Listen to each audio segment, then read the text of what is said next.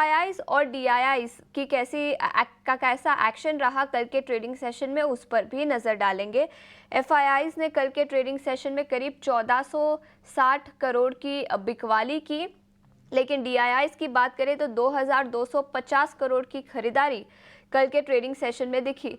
याद रखें, डीआईआईज पिछले कुछ महीनों से बात करें तो अच्छी खरीदारी कर रहे हैं और लिक्विडिटी भी काफ़ी अच्छी है भारतीय बाजारों के लिए, जिसके चलते एफआईआईज की बिकवाली के बावजूद भारतीय बाजार काफ़ी रेजिलिएंट रहे हैं। In fact year to date basis पर देखें तो डीआईआईज ने 3 लाख करोड़ की खरीदारी की है और एफआईआईज ने करीब 1.5 लाख करोड़ की बिकवाली की है। लेकिन कल के ट्रेडिंग सेशन में भी कुछ ऐसा ही रहा, डीआईआईज की खरीदारी कंटिन्यू होती हुई नजर आई। लेकिन इस बीच डिम्पी अब हमारे साथ जुड़ चुके हैं, जो हमें बताएंगे बाजार की चाल आज कैसी रह सकती है और ट्रेड सेटअप कैसा रहना चाहिए। डिम्पी, गुड मॉर्निंग, बताएं।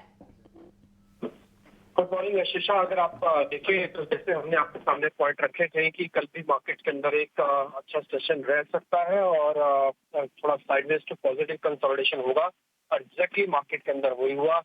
बहुत बड़े गैप के साथ कल बैंक निफ्टी नहीं खुला था, सिर्फ 70 पॉइंट का गैप था बैंक निफ्टी के पास, लेकिन उसका बैंक निफ्टी ने करीब 600 पॉइंट की तेजी दिखाई। उसके पीछे दो एक डायवर्जेंस था, बहुत समय से निफ्टी और बैंक निफ्टी अलग अलग थे। दूसरा, बैंक निफ्टी के अंदर निफ्टी के कुछ एक शेयर थे, पर निफ्टी के डेरिवेटिव स्टार्ट किए और अभी की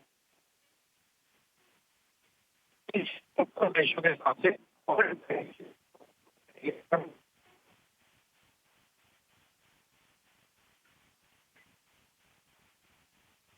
शॉर्ट मत करना बैंक निफ्टी को, क्योंकि बैंक निफ्टी अगर आप शॉर्ट करोगे तो आप फंस जाओगे, ट्रैप हो जाओगे। तो कल के सेशन में टिपिकली दोनों शॉर्ट कवरिंग आती हुई दिखी है। निफ्टी के अंदर शॉर्ट कवरिंग हुई है, बैंक निफ्टी के अंदर शॉर्ट कवरिंग हुई है, लेकिन शॉर्ट कवरिंग आपको एक लेवल तक लेके जा सकती है। शेर हमने कल भी आपको एक राइन के जैसे एक लेवल याद करवाए थे, 450, 50, 850। 450 का बेस बना हुआ था, 650 कल आपने पार कर, 850 पे आके रुक गए आप फिर से। तो ये 3 इंपॉर्टेंट लेवल है। अब आपका जो नई जर्नी स्टार्ट होगी वो 850 के पार ही होगी। अब आपके पास एक नया बेस आ चुका है, 400 से बढ़कर 600 हो चुका है। तो आप अब क्या रहेंगे, जिनके पास पुरानी पोजीशन है उनको सिर्फ ट्रेल करना है। हमने कल भी कहा था ट्रेलिंग स्टॉप लॉस लगाने में कोई दिक्कत नहीं है, आप लगा के रखो, आपको बुक करना 30-40% बुक भी करके रखो। तो कल आपने अगर ट्रेल किया है तो आज आपको आपका जो स्टॉप लॉस है वो 200 पॉइंट से बढ़ा दिया हमने, 24,400 से 24,600 पे ले आए हैं। पर आपके लिए टारगेट हमने रख दिया है, पहले 24,850 फिर 25,000 तक का टारगेट है। जिनके पास पुरानी नई पोजीशन लेनी है, मतलब कल कॉन्फिडेंस जागा, कल के मार्केट देखने के बाद उनका कॉन्फिडेंस जागा है, तो उनको कोई दिक्कत नहीं है, वो मार्केट के अंदर आए बट अपने रिस्क रिवॉर्ड को चेक करके आए। जैसे अभी आएंगे तो उनका रिस्क रिवॉर्ड क्या होगा, 850 का रेजिस्टेंस है और 600 का सपोर्ट है, बीच में फंसे हुए हैं। तो या तो थोड़ा 650 के आसपास आ जाने देना, उसके बाद फिर इसको प्लस करना और उसको 850 तक अपने पोजीशन को बुक कर लेना। और ये बात हमेशा समझ लीजिएगा, जिन्होंने 24,000 का रिस्क लिया, जिन्होंने 24,200 पे रिस्क लिया, जो 400 पे रिस्क लिया गया है, उनका प्रॉफिट हमेशा ज्यादा ही बनेगा। तो फिर उन्होंने रिस्क किया तो उनका रिवॉर्ड हमेशा ज्यादा, आप उनसे कंपेयर मत कीजिएगा, पहला पॉइंट। दूसरा पॉइंट, ऑप्शन ट्रेडर्स अब एक तरफा जो कॉल के अंदर तेजी देख पाए हैं ना, वो थोड़ा सा चेक एंड बैलेंस करके चलेंगे इस समय।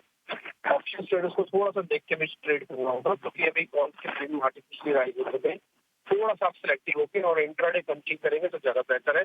इंट्राडे स्विंग के लिए कल हमने 50-600 की कॉल बताई थी, 183 रुपए की थी, कल उसका रेट 400 पे हो गया एक ही दिन में और 2 ही घंटे में। 2 ही घंटे में पैसा डबल हो गया था। लेकिन ये आपको आदत नहीं डालनी है, इसको थोड़ा इंटेलिजेंटली इसको प्ले करना है।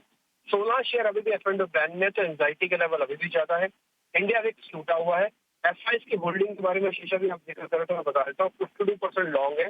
पिछले 2 दिन में एफआईएस ने 2% की होल्डिंग्स को बढ़ाया है। रिटेल ने पिछले 2-4 दिनों के अंदर 3% की होल्डिंग्स को कम किया, यानी कि बाजार ऊपर जा रहा है तो रिटेल अपना माल काट रहा है। ये बात साफ समझ में आ रही है। एक और इंटरेस्टिंग फैक्ट जो मेरे को लगा पिछले 2 दिन में, उसको बारीकी से नोटिस कर रहा हूँ, वो है डीएस की पोजीशनिंग।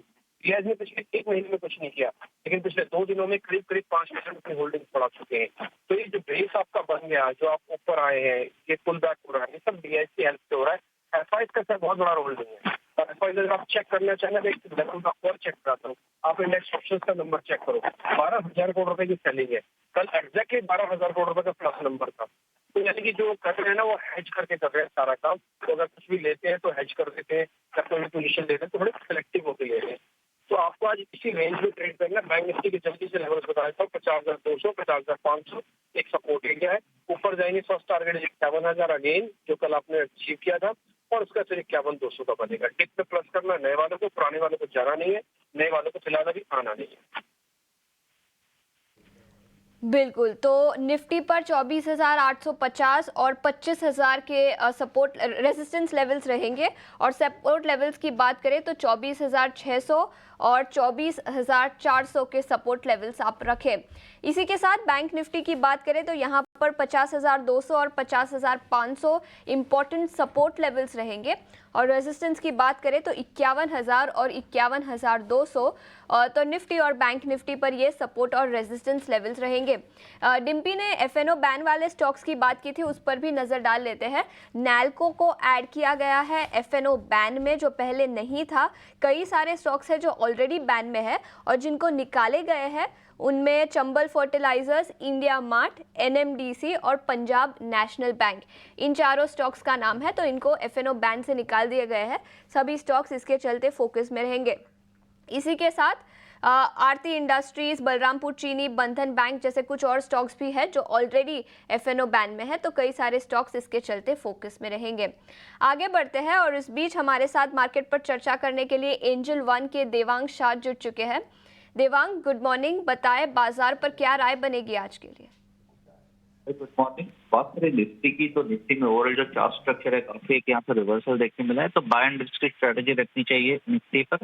जहां तक सपोर्ट की बात करें, इमीडिएट सपोर्ट निफ्टी फ्यूचर के 24,600, रेजिस्टेंस लेवल 24,800 का है, तो बाय एंड रिस्क स्ट्रेटेजी रखिए निफ्टी में। जहां तक स्टॉक स्पेसिफिक की बात करें, फर्स्ट स्टॉक रहेगा सन फार्मा। सन फार्मा में देखा है काफी अच्छा एक डेली चार्ट पे chart structure, positive chart structure बना है, तो हमें लगता है कि इसमें अभी भी अपसाइड देखने मिल सकता है। स्टॉप लॉस रखना है 1,732, टारगेट है 1,820। नेक्स्ट स्टॉक रहेगा एचडीएफसी लाइफ। एचडीएफसी लाइफ में आफ्टर द डेली चार्ट पे एक सपोर्ट लेकर स्टॉक ने अपसाइड रिज्यूम किया था। कल भी हमने एक अच्छा मोमेंटम देखा स्टॉक के अंदर, तो एचडीएफसी लाइफ खरीदने की सलाह रहेगी। स्टॉप लॉस रखना है 693, टारगेट है 737। बिल्कुल, तो एचडीएफसी लाइफ पर खरीदारी की राय 737 रुपीस प्रति शेयर का लक्ष्य दिया है, और इसके अलावा फार्मा सेक्टर से सन फार्मा पर भी खरीदारी की राय 1820 रुपए प्रति शेयर का लक्ष्य। देवांग, बहुत बहुत शुक्रिया समय निकालकर हमारे साथ जुड़ने के लिए। आगे बढ़ते हैं, इस बीच हमारे साथ वरुण भी जुड़ चुके हैं, जो हमें बताएंगे ब्रोकरेज रिपोर्ट से क्या निकल कर आया है और इसी के चलते कौन से स्टॉक्स फोकस में रहेंगे। वरुण, गुड मॉर्निंग, बताएं। Good morning. तो देखिए, सबसे पहले तो एवेन्यू सुपरमार्ट यानी कि डी मार्ट, इस पर नजर रखेगा, क्योंकि यूबीएस की रिपोर्ट है। इन्होंने खरीदारी की सलाह दी है और 6,000 के प्राइस टारगेट दे रहे हैं, यानी कि कल के क्लोजिंग से करीब 1,000 रुपये के आसपास का अपसाइड देख रहे हैं। इन्होंने इस कंपनी के कुछ स्टोर्स में विजिट किया और चैनल चेक किया, और इनका चैनल चेक कह रहा है कि डिमांड जो है वो अभी भी काफ़ी स्ट्रॉन्ग है। जो फुटफॉल्स है वो सुधर रहे हैं। जुलाई और अगस्त में अगर आप देखें तो मिड टीन्स में है, खासकर जुलाई में थोड़े बहुत मिड टीन्स में थे, तो कहीं ना कहीं वहाँ पे एक अच्छा सुधार देखने मिल रहा है। प्राइवेट लेबल्स जो है वहाँ पे फोकस जो है वो काफ़ी ज़्यादा हो रहा है, तो अच्छी डिमांड और फोकस जो है इस कंपनी के प्रोडक्ट्स पे बढ़ रहा है, तो एक अच्छी रिपोर्ट है एवेन्यू सुपरमार्ट पे। वरुण बेवरेजेस, बोफा की रिपोर्ट है और यहाँ पे खरीदारी की सलाह है 1840 के प्राइस टारगेट के साथ। इंडियन कंज्यूमर स्पेस पे अगर आप देखेंगे तो ये इनकी सबसे प्रिफर्ड पिक है। इनका कहना है कि बिजनेस फंडामेंटल्स जो है इस कंपनी के काफ़ी स्ट्रॉन्ग है, और आगे की ग्रोथ विजिबिलिटी जो है वो इस कंपनी के लिए काफ़ी अच्छी है। जो अर्निंग्स ग्रोथ है वो इस कंपनी के वैल्यूएशन को कहीं ना कहीं सपोर्ट करती है, और Q2 के ओवरऑल अर्निंग्स के बाद आपको एक अच्छी बाइंग अपॉर्चुनिटी भी देखने मिल सकती है, तो यहाँ पे आप खरीदारी करके चलेगा। और SJVN, यहाँ पे गोल्डमैन की रिपोर्ट है। इन्होंने अभी भी अपने सेल का जो रेटिंग है बरकरार रखी है, लेकिन प्राइस टारगेट बढ़ा दिया है। हालांकि 75 से बढ़ा के 85 का कर दिया है। ये स्टॉक उसके काफ़ी ऊपर चल रहा है, लेकिन हाँ, इन्होंने प्राइस टारगेट बढ़ाया है। इनका कहना है कि जो पोटेंशियल RE मोनेटाइजेशन है FY25 में, वो शायद इसके लिए थोड़ा बहुत ट्रिगर हो सकता है, लेकिन कुछ प्रोजेक्ट डिलेज है और साथ ही साथ स्लिपेजेस जो है उसको लेकर थोड़ी बहुत चिंता है, और इसके लिए रिस्क रिवॉर्ड जो है इनको अनफेवरेबल लगता है, इसके लिए अभी बढ़ाया है। इसी के साथ वरुण बेवरेजेस पर भी बैंक ऑफ अमेरिका सिक्योरिटीज की बड़ी रिपोर्ट आई है, तो इस पर भी अपनी नजर रखिए। 1840 रुपए प्रति शेयर का लक्ष्य दिया है, और एवेन्यू सुपरमार्ट्स पर भी यूबीएस की रिपोर्ट आई है। वरुण, बहुत बहुत शुक्रिया हमारे साथ जुड़ने के लिए।